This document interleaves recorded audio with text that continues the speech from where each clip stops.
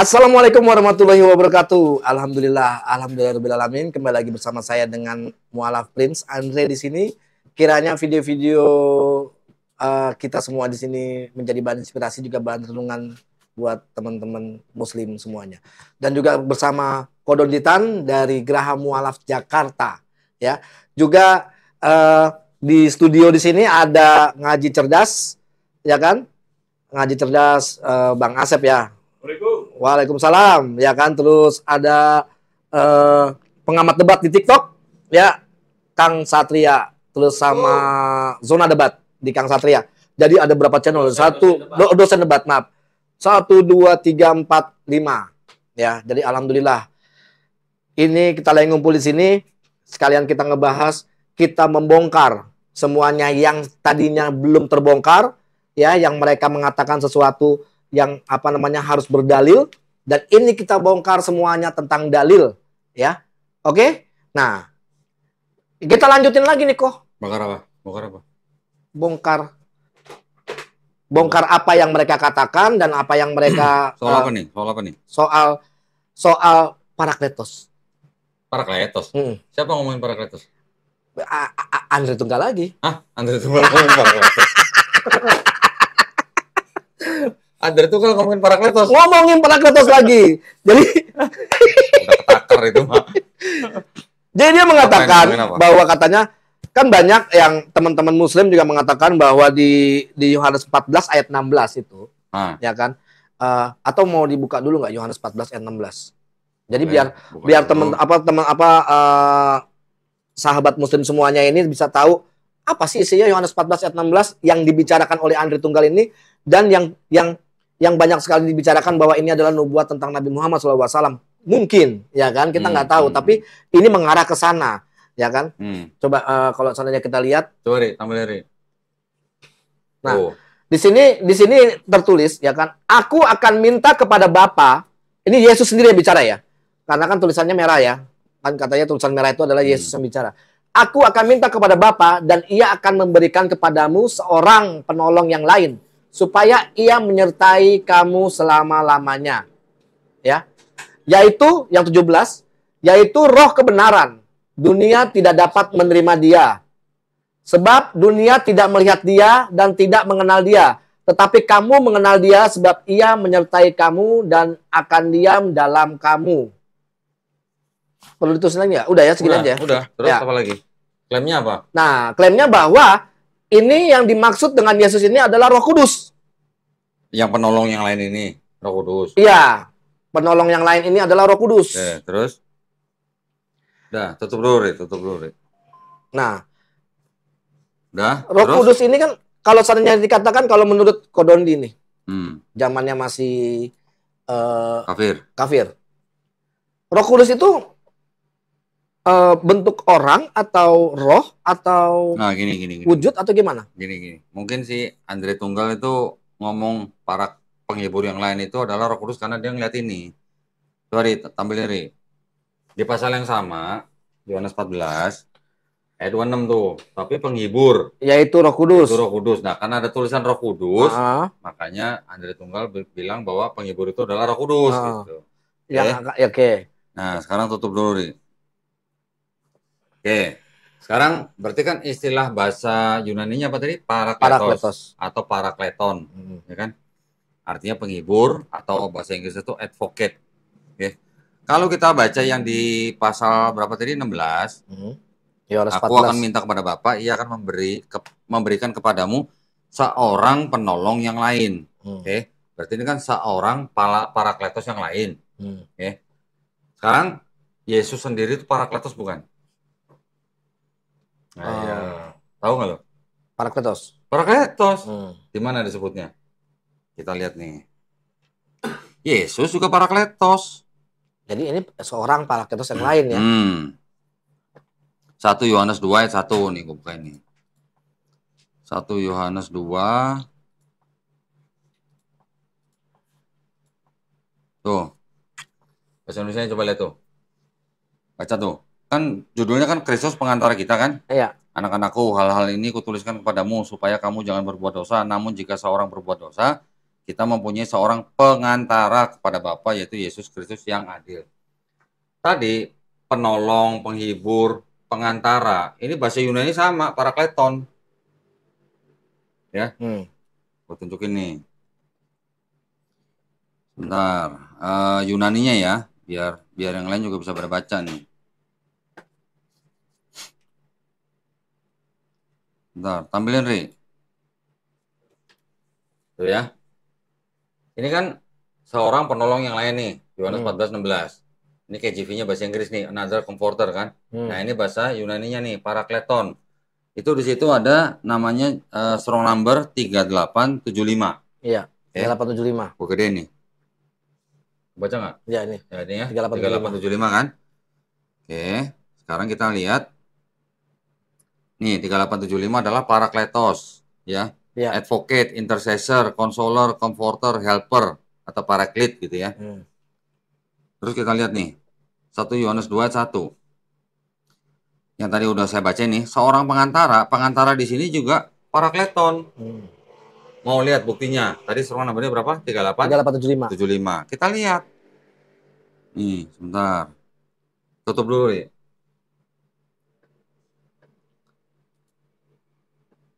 Nah, ini tampilin lagi. Nah, ini. Kelihatan nggak? 1 Yohanes 2:1 kan? Iya, itu. Di sini ada apa nih? Advocate kan? Iya. Parakleton 3875. Gue gedein nih. Kelihatan? Iya, 3875. Sama nggak sama yang tadi? Sama. Yohanes 14:19 sama kan? Berarti Yesus juga disebut parakleton. Iya. Oke? Kalau Yesus bilang dia juga disebut parakleton, terus dia bilang nanti akan ada parakleton yang lain. Nah, sekarang kita tinggal lihat kualifikasinya. Yesus nabi bukan? Nabi. Yesus manusia bukan? Manusia. Walaupun Kristen anggap Yesus Tuhan, tetapi dia juga dianggap nabi juga sama Kristen kan? Iya. Betul kan? Betul. Berarti kalau Yesus juga nabi, akan ada nabi yang lain. Karena Yesus juga disebut parakleton. Iya. Masalah Tuhannya nanti deh, nomor 2 deh ya. Tapi Yesus juga nabi. Nabi, Yesus, nanti Yesus mau minta kepada Bapa supaya diutus nabi yang lain gitu. Parakleton. Ngerti. Paham ya? Paham. Terus di ayat lain Yesus bilangnya apa?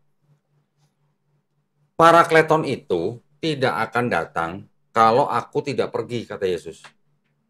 Tahu ayatnya? Tahu. Ada kan? Saya lupa ayatnya tapi itu. Jadi dia harus pergi dulu. Ya. Gitu loh. Sebentar. Saya pernah baca di Yohanes 16:17. Kita buka aja biar nanti jangan sangkain kita asumsi. 16:17.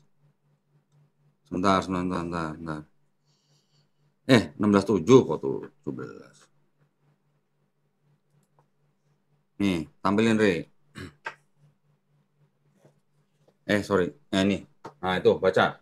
Namun benar yang kukatakan kepadamu adalah lebih berguna bagi kamu jika aku pergi, sebab jikalau aku tidak pergi, penghibur itu tidak akan datang kepadamu. Tetapi jikalau aku pergi, aku akan mengutus dia kepadamu. Jadi penghibur itu, yang Andre Tunggal bilang Roh Kudus, datangnya kalau Yesus sudah pergi. Iya. Kalau Yesus belum pergi, nggak ada Roh Kudus. Nggak ada Roh Kudus. Waktu Yesus belum lahir, sama Yesus selama jalan-jalan di bumi, Roh Kudus itu ada nggak? Nggak ada. Menurut Bible. Oh, menurut Bible ada. Ada. Waktu Yesus dibaptis, Roh Kudus turun sebagai burung merpati. Sebelum Yesus turun, Zakaria udah kepenuhan Roh Kudus. Elizabeth istri Zakaria juga kepenuhan Roh Kudus. Berarti Roh Kudusnya ada nggak? Ada. Terus Yesus bilang penghibur itu nggak akan datang kalau aku nggak pergi gitu. Iya. Berarti pada waktu Yesus masih di bumi, sudah ada belum tuh penghibur atau Roh Kudus itu? Belum ada. Nunggu Yesus pergi baru dia datang. Ya. Kalau itu ya itu kan dianggap bahwa di situ di suratnya bahwa apa namanya Roh Kudus kan? Ya. Kalau Andre Tunggal bilang penghibur itu adalah Roh Kudus itu sudah ada dari Zakaria kepenuhan Roh Kudus, Elizabeth kepenuhan Roh Kudus, Yesus dibaptis Roh Kudus sudah datang dalam burung merpati gitu. Terus gua tunjukin lagi, sebelum Yesus pergi, Yesus sudah mengembuskan Roh Kudus. Pernah baca aja? Belum. Gua tunjukin. Ketawanya nyakitin. Lo kok nyakitin? Bukan nyakitin gua sih. Yohanes 20:22. Nih baca nih. Yohanes 20:22. Yohanes 20 ayat 22. Kayaknya aku pernah baca deh Yohanes 20 ayat 22. Nah. Tampilin, Re. Tuh, Dan sesudah berkata demikian, ia mengembusi mereka dan berkata, terimalah Roh Kudus. Tadi kan bilangnya apa? Kalau Yesus tidak pergi, iya, penghibur itu tidak akan datang. Iya. Nah, ini Yesus sudah pergi belum? Kan belum. Belum. Itu sudah mengembusi terimalah Roh Kudus. Berarti Roh Kudus bukan itu penghibur itu? Bukan. Nah, apa Roh Kudusnya bolak-balik? Ya enggak, cuman tadi yang ada ayat itu tadi bahwa apa namanya Parakletos itu apa namanya yang dibaca mungkin dibaca si Andre di ayat yang sama apa namanya penghibur. Itu penghibur adalah Roh Kudus. Jadi itu kalau penghibur itu sama Andre Tunggal dianggap Roh Kudus, sedangkan Yesus bilang kalau Yesus tidak pergi, penghibur itu tidak datang. Tapi sebelum Yesus pergi, Yesus sudah mengembusi dan mengembusi Roh Kudus pada murid-muridnya. Berarti kan berlawanan. Yohanes 14:16 sama tadi ini. Yohanes berapa? 20:22. Kan berlawanan. Jadi yang dimaksud penghibur itu bukan Roh Kudus. Cuman memang ada tulisannya Roh Kudus, tulisannya doang Roh Kudus. Tapi kalau kita baca teliti nih beberapa ayat yang berhubungan dengan itu, nggak nyambung. Ya, terus kalau misalnya dia tulis Roh Kudus itu apa maksudnya? Ya cuman karena ada tulisannya doang. Jadi nggak ada makna sama sekali. Jadi dianggapnya bahwa yang akan datang menghibur murid-murid Yesus itu adalah Roh Kudus. Gitu. Roh Kudus itu dipahami pada waktu kejadian Pentakosta. Ya, pada waktu turun berupa lidah api, terus murid-muridnya berbicara dalam bahasa roh yang orang lain nggak ngerti gitu. Yang dimaksud sama orang Kristen banyak kan begitu. Iya, dan si Andre ini mengkaitkan seorang penolong yang lain ini adalah Roh Kudus. Padahal ini adalah seorang. Ya kan? Satu seorang. Kedua yang disebut dengan Parakleton itu Yesus juga disebut Parakleton. Iya, maksudnya itu Parakleton pengantara. Sejenis kan? Sejenis. Mau diterjemahin pengantara, penghibur, penolong, advocate, comforter, sama bahasa Yunaninya Parakletos atau Parakleton, strong number-nya 3875. Sama gelarnya kan? Betul kan? Dan Parakleton itu tidak datang kalau Yesus tidak pergi. Iya. Sedangkan sebelum Yesus pergi, Yesus sudah mengembusi Roh Kudus kepada murid-muridnya. Berarti kan nggak nyambung kalau gitu. Berarti yang akan datang itu bukan Roh Kudus. Gitu. Iya. Ini kemarin ada apa namanya debat sama saya ini dengan pertanyaan yang sama. Dia mengatakan bahwa jawaban apa yang pertanyaan kamu itu adalah di Kisah Para Rasul 2 ayat 7. Kisah Para Rasul 2 ayat 7. Coba. Kalau menurut Ko Doni apa? Ini menurut orang Kristen ya. Bahwa ini adalah jawabannya. Saya sih sebenarnya menggelitik buat saya sih. Iya, itu tadi masalah Pentakosta. Iya. Nah, dia mengatakan seperti ini ya kan? Bahwa apa namanya di isinya kan bukanlah mereka semua orang berkata itu orang Galilea. Galilea. Kan begitu? Iya, kan tadi gue bilang. Orang Kristen memahami penghibur itu sebagai Roh Kudus dengan menyangkutkan kepada peristiwa Pentakosta pada waktu murid-murid menerima api itu dalam bentuk api yang dikatakan Roh Kudus turun, terus mereka ngomong dalam bahasa roh yang tidak orang-orang lain tidak tahu gitu loh. Diraba-raba itu gitu ya. Tetapi mereka lupa bahwa satu, Yesus juga disebut sebagai Parakletos ya, dan disebutkan seorang, bukan seroh loh. Iya. Ya. Kalau orang Kristen memahami sebagai Roh Kudus, berarti Roh Kudus itu harus datang setelah Yesus pergi. Iya. Sedangkan Yesus sebelum pergi sudah mengembusi Roh Kudus kepada murid-muridnya. Pada zaman Zakaria udah kepenuhan Roh Kudus, sudah ada Roh Kudus. Elizabeth kepenuhan Roh Kudus, sudah ada Roh Kudus. Waktu Yesus dibaptis, sudah ada Roh Kudus. Terus bagaimana ceritanya kalau aku tidak pergi, baru penghibur itu akan datang, disebut Roh Kudus gitu. Roh Kudusnya sudah ada gitu. Dari sebelum Yesus lahir udah ada. Nggak matching kan? Nggak matching. Sangat tidak matching. Nah, terus gini, anggap penghibur itu Roh Kudus menurut Anda ini kan. Kita baca ayat ini, Yohanes 16 ayat 12. Tampilin deh. Kan itu kan masih banyak hal yang harus kukatakan kepadamu kan. Tetapi sekarang kamu belum dapat menanggungnya. Ya. Tetapi apabila ia datang, siapa tuh? Tetapi apabila datang yaitu Roh kebenaran. Bukan Roh Kudus ya? Iya, Roh kebenaran. Kan Andri Tunggal bilang ini Roh Kudus kan? Iya. Padahal di sini tulisannya roh kebenaran. Terus, kalau laguannya Andre Tunggal nih. Ya, anggap aja lu Andre Tunggal. Ini roh kebenaran lu anggap Roh Tuhan, Kudus. ya. Roh Kudus, Roh kan? Kudus, Roh Kudus. Nah, baca terus. Terus apa? Ia akan memimpin kamu ke dalam seluruh kebenaran. Sebab ia tidak akan berkata-kata dari dirinya sendiri, tapi segala sesuatu yang didengarnya itulah yang akan dikatakannya, dan ia akan memberitakan kepadamu hal-hal yang akan datang. Sekarang kalau anggap aja lu Andre Tunggal, ya, buat tanya lu ya. Roh Kudus Tuhan bukan? Tuhan. Tuhan. Emang iya Tuhan tidak akan berkata-kata dari dirinya sendiri, tapi segala sesuatu dengannya itulah yang dikatakan.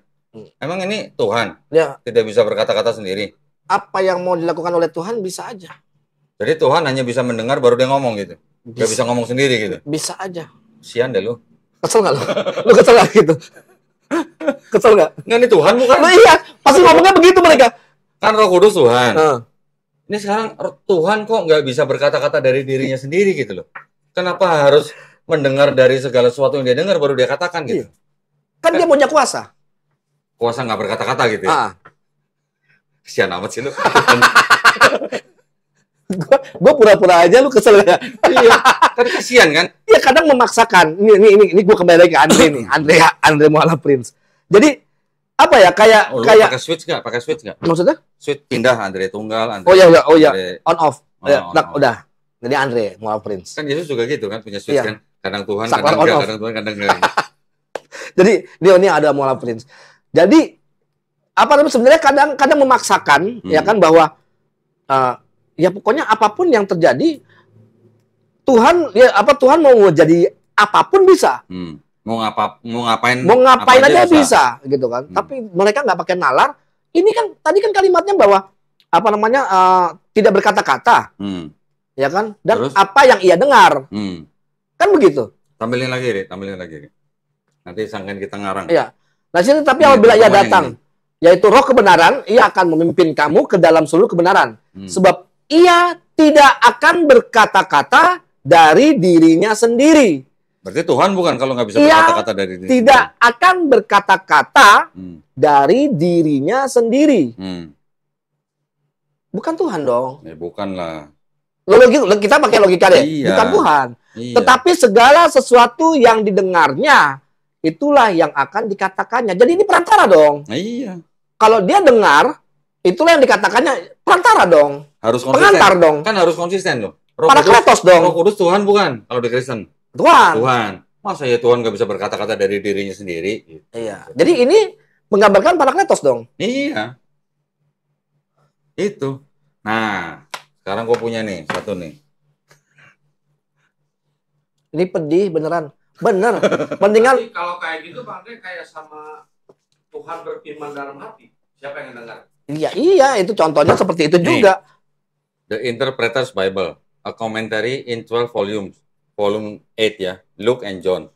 Ini ada 12 buku nih. Itu 2, 3, 4, 5, 6, 7, 8, 9, 10, 11, 12. Ini buku tafsirnya Kristen nih. Ini buku tafsirnya Kristen nih. Resmi nih. Bukain ya, Yohanes. Berapa tadi? 14 ya? 14 ayat 16. Gue bukain. Lukas, Yohanes. Ini kita baca aja tafsirnya. Jadi sama nggak tafsir di sini sama pengertiannya Andre Tunggal gitu. Ya, kita bandingin aja. Punya nggak begini? Nggak punya lah. Andre Tunggal punya nggak begini? Alkitab 19-12 saja punya yuk. Bentar. Gue belum tandain sih pakai ini ya. Itu bahasa Inggris ya? Oh iya dong. Masa bahasa Jawa gimana sih lu?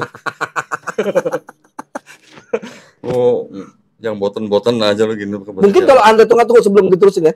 Mungkin kalau Andre Tunggal kesini debat sama diskusi sama lu, mungkin kayak si Luga kali ya. Nggak tahu ya. Diem, bengong.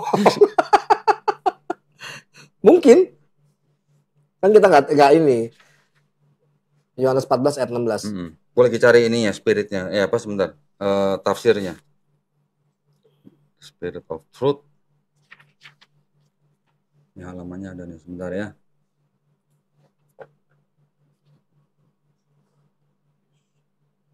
Raymond Brown. Oh, ini bukan Raymond Brown. Ini Raymond Brown bukan sih? Iya kayaknya.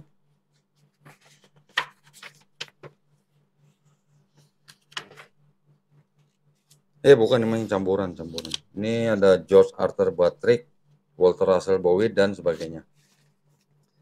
Oke. Mau baca ya, ayat 16 tadi ya? Ya. 14, 16. And I will pray to the Father, He will give you another comforter that may abide with you forever. Sebentar. Panjang bener ini.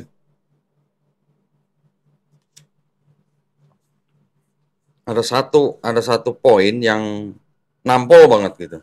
Ya, tar dulu. Ngomong dulu deh. Ya. Gue cariin.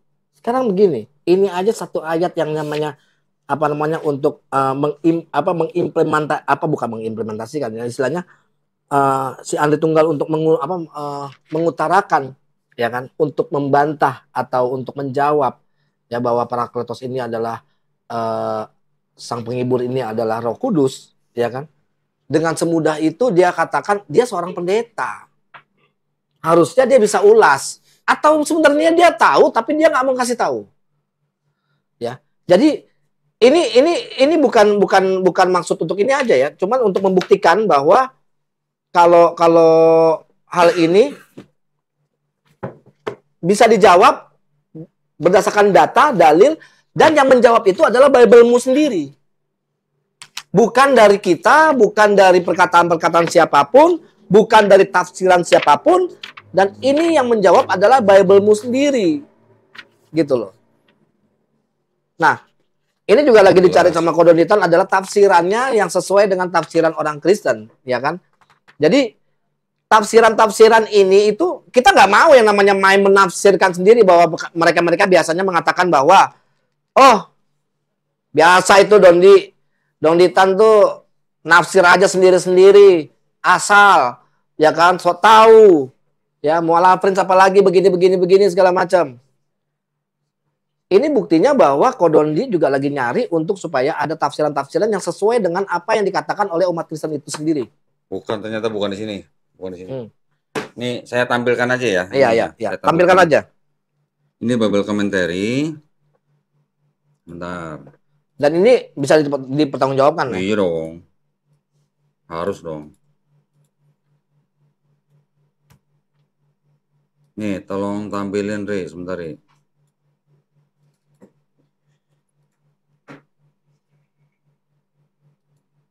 Oke, coba tolong tampilin, Re. Wih, kebaca nggak?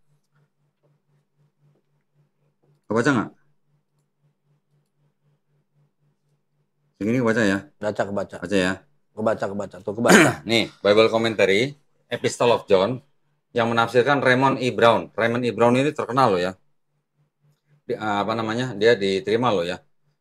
The Paraclete Spirit, ya. Ini kan John pasal 14 ayat 15 sampai 17 kan.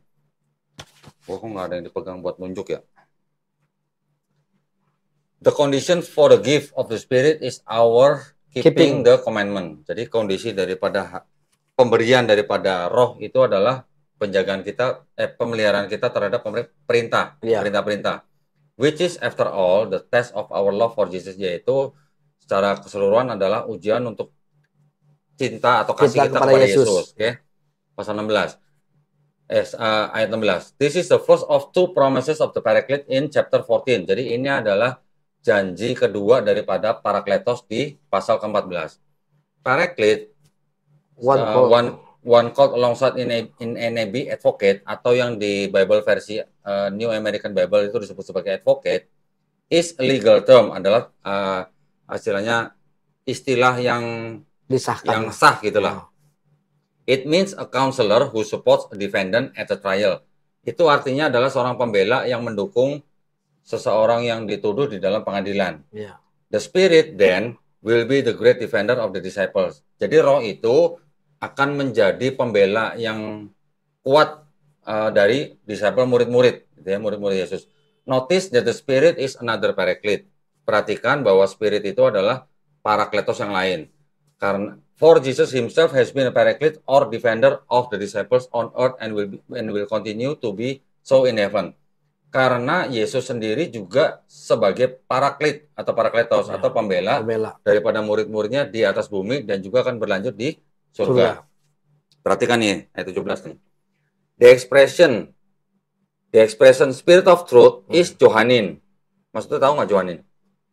Yohanes, bukan. Johannine itu artinya yang sesuai dengan pemikiran-pemikiran penulis kitab Yohanes. Perhatikan yang digarisbawahi ini. And interestingly enough, common in the Dead Sea Scrolls, but not in a divine sense. Jadi, dan cukup menariknya, ya, seperti yang ada di dalam Dead Sea Scroll, ya, manuskrip Dead Sea Scroll, tetapi bukan dalam hal keilahian. Jadi maksudnya spirit itu, paraklit itu bukan yang bersifat ilahi. Nih, ini yang ngomong Raymond Brown loh ya. It means the spirit who reveals to the world the truth about Jesus, just as Jesus revealed to the world the truth about the Father. Only those who accept Jesus can accept the Spirit. Artinya ini bukan bersifat ilahi. Nah sekarang kalau Roh Kudus, menurut Andre Tunggal dan menurut teman-teman Kristen, Tuhan bukan? Tuhan kan? Tuhan. Nah ini sedangkan bilang apa? But not in a divine sense. Bukan dalam hal keilahian. Gitu. Jelas? Jelas. Raymond Brown catat tuh ya, Epistle of John Bible Commentary itu. Bukan yang ini ternyata, sorry. Ya nanti. Jadi gini loh. Ini mungkin ketampol 2 kali ya. Sama yang tadi poligami, sama ini kan dia kan membahas 2. Ini nampolnya ini luar biasa. Bener, Re. Jangan nonton, Re. Mendingan lu unsubs aja Donitan. Jangan tonton. Kalau unsubs gua dan nggak bisa bikin reaction gimana lu? Oh, nggak kasihan lu. Ini nggak bakalan di reaction sama dia. Nggak bakalan, dia juga mau ngomong apa? Mau jawab apa? Silakan, ini berdasarkan data ya. Jadi Andre segala macam, silakan bicara sesuai dengan data seperti apa yang Kodon kasih tadi. Jadi jangan sebatas karena menurut kamu. Ya. Data yang lengkap sesuai dengan apa yang ada. Kayak tadi aja untuk tafsiran aja kita juga harus baca sesuai dengan apa yang ini. Gitu. Tampilin lagi deh, Rick, yang ini. Tampilin deh. Ini aja deh. Iya. Kalau memang yang disebut dengan penghibur atau comforter atau advocate atau helper itu adalah Roh Kudus menurut teman-teman Kristen dan Andre Tunggal, tolong jelaskan kepada kita di sini apakah Roh Kudus itu Tuhan yang tidak bisa berkata-kata dari dirinya sendiri gitu. Udah gitu aja. Ya. Tetapi segala sesuatu yang didengarnya itulah yang akan dikatakannya. Nah, sekarang gue tanya gini. Kalau seorang pribadi ya, dia tidak bisa berkata-kata dari dirinya sendiri, tapi segala sesuatu yang didengarnya itulah yang akan dikatakannya. Itu ciri-ciri seorang nabi atau bukan? Ya. Seorang utusan. Iya, seorang utusan. Kan sebagai pengantara. Ciri-ciri. Iya. Ciri-ciri seorang nabi gitu kan? Nabi Muhammad SAW, dia juga nggak ngarang. Dia juga menerima wahyu. Sesuai dengan apa yang didengar. Menerima wahyu, dia mengatakan. Yesus juga begitu. Ada ayatnya. Segala firman yang telah kuberikan kepadamu, telah kusampaikan kepada mereka. Nah, bukan nih Yohanes 17 itu juga lah termasuk kan. Jadi Yesus juga bilang apa? Segala firman yang sudah kuterima, itu yang kusampaikan. Telah kusampaikan kepada mereka. Berarti Yesus juga tidak bisa berkata-kata dari dirinya sendiri, tapi dia mengatakan hari apa yang dia dengar. Betul. Ciri-ciri orang yang akan datang dengan yang tidak bisa berkata-kata dari dirinya sendiri, itu artinya yang mau datang itu roh atau nabi, gitu aja. Jelas kan nabi adalah seorang pengantar berita. Dan Yesus sendiri disebut sebagai parakletos. Iya. Parakletos itu adalah ciri-ciri seorang nabi karena dia adalah advocate, dia adalah comforter, dia adalah helper, dia adalah pengantara. Iya. Jelas? Kan mereka juga katakan Injil adalah kabar baik. Ya benar, Yesus itu membawa Injil, membawa kabar baik sesuai apa yang dia dengar dan dia katakan. Ya. Oke, cukup? Cukup. Kalau saya rasa sudah cukup ini. Kalau udah ditampar ini bukan nampar lagi sih kok. Apa? Ditampol? Tampolnya udah kayak gimana? 2 kali ditampol kayaknya. Kalau seandainya kalau main tinju itu udah di jab 2 kali, ya kan? Uppercut ini udah. Perlu diulang nggak poin-poinnya? Sekali lagi dia diulang. Jadi udah gitu udah. Sekali lagi ya biar jelas ya. Iya, kalau bisa tutup kupingnya yang lain. Yesus mau minta kepada Bapa supaya dikirimkan atau diutus seorang penghibur yang lain. Iya. Penghibur ini adalah Parakleton bahasa Yunani-nya. Dan dia punya strong number, nomornya 3875. Iya. Itu ada di Yohanes 14 ayat 16. Di 1 Yohanes 2 ayat 1, Yesus juga disebut Parakleton. Bahasa Yunani sama, strong number-nya sama, 3875. Oke? Terus kemudian Yesus juga bilang bahwa Parakleton itu tidak akan datang kalau Yesus tidak pergi. Ya kan? Sedangkan pada waktu Yesus belum pergi, Yesus sudah mengembusi murid-muridnya dengan Roh Kudus. Ya. Pada zaman Zakaria, dia sudah kepenuhan Roh Kudus. Pada zaman Elizabeth juga kepenuhan Roh Kudus. Pada saat Yesus dibaptis, Yesus juga sudah ada Roh Kudus datang dalam bentuk burung merpati. Berarti Roh Kudus itu sudah ada sebelum Yesus pergi. Oke. Sedangkan Yesus bilang kan, kalau aku tidak pergi, penghibur itu tidak akan datang. Berarti dengan kata lain, yang akan datang itu bukan Roh Kudus. Ya, itu poin-poinnya. Yang terakhir, bahwa kalau disebut sebagai Roh Kudus, penghibur itu di Yohanes 16 ayat 13 mengatakan bahwa dia tidak akan berkata-kata dari apa yang dari dia sendiri, tapi apa yang didengarnya. Itu adalah ciri-ciri seorang utusan atau nabi. Gitu. Jadi tolong dipikirkan sendiri, silakan dipikirkan sendiri, apakah Roh Kudus yang disebut sebagai Tuhan itu tidak bisa berkata-kata dari dirinya sendiri, harus mendengar apa yang didengarnya. Nah, gitu aja. Ya. Deal kan gitu? Deal, udah jelas. Udah ini kayak kalau tinju ya, ya kan? Ini uppercut sekali, tambahin lagi. Ya, tadi yang apa namanya yang poligami sama ini. Ya. Kalau Andre kan seneng itu sama Kodondi itu di reaksi nih. Coba gue pengen dengar, pengen tahu reaksinya tuh, pengen tahu gue kayak gimana. Nah, ya. Kalau gue rasa sih udah cukup kali ya kok ya. Cukup ya? Ya karena bukannya apa-apa. Ini dilanjutin lagi lebih pedih. Bukan pedih. Pedih. Oke. Terima kasih Ko Dondi udah bisa memberikan semua bukti-bukti dan data-data yang ada. Jadi gini intinya bahwa pernyataan yang dibawa oleh si Andre Tunggal ini dijawab sendiri oleh Bible. Iya, yang jawab Bible. Ya. Kita cuma membacakan, kita mengulas, kita memberitahukan. Ya. Jadi yang membantah sendiri Bible. Tapi nggak apa-apa. Andre mau ngomong itu Roh Kudus nggak apa-apa. Kita nggak boleh ngelarang. Kita nggak ngelarang. Nanti kalau kita kita larang atau kita kritik atau kita bocorin atau kita bongkar, nanti kalau jemaatnya berkurang, perpuluhan berkurang, nanti kita gimana? Kan nggak enak, kasihan juga deh. Iya sih. Mendingan ansap aja deh, ansap Kodondi. Jangan ditonton, Re, jangan di-share ke itu. Buat jemaatnya juga kasih tahu jangan subscribe gua. Iya, jangan subscribe untuk jemaatnya si siapa Andre Tunggal. Jangan subscribe Kodonditan sama Mualaf Prince, jangan. Ngaji cerdas jangan, zona debat jangan. Sakit hati. Beneran. Ya. Oke. Ya. Terima kasih untuk Geraha Mualaf Jakarta Kodonditan. Silakan. Pesan sponsor. Tunggu dulu. Gua kalau dari tadi gua mau ngeliatin, gua pengen ngomong. Apa? Lu baju itu lu di endorse atau apa dari topi, baju segala macam? Kagak, gua punya Ducati enak aja. Hah? Sampai jaket segala macam. Ini entusias. Enggak, soalnya orang-orang berpikir Kodondi itu kan ntar sekali-sekali kita ngonten belakang kita ada motor gitu. Oh iya harus. Biar sangkain kita. Jadi gini, kadang mereka begitu kok. Itu si Kodondi itu nyarinya begini buat nyari duit segala macam. Aduh. Syirik itu kan dosa yang tidak terampuni. Salah ya? Itu syirik ya itu. Kalau syirik itu tanda tak mampu ya. Oke, pemirsa, buat para pemirsa yang mau mendukung perjuangan dakwah kami ini dari Geraha Mualaf, silakan bisa mengirimkan ke BSI ya. Ke BSI. BSI nomor rekening 111 88 ada di 99 888. atas nama YPM atau Jakarta dan bisa mengkonfirmasi ke nomor handphone 0813 9883 7003. Ya, ada di running text, gue belum hafal. Ya, itu ada di running text nih ya. Ada di running text. Barakallahu fikum, semoga partisipasi para pemirsa diterima di sisi Allah Subhanahu wa taala sebagai amal jariah. Amin ya rabbal alamin. Amin ya rabbal alamin. Silakan. Oke, terima kasih kepada Geraha Mu'alaf Jakarta, terus ngaji cerdas ya kan, yang sudah ya selalu menemani kita ini, selalu ngaji cerdas, mendukung dan mensupport. Muka lu seneng banget, Re. Hah? Muka lu seneng banget. Seneng.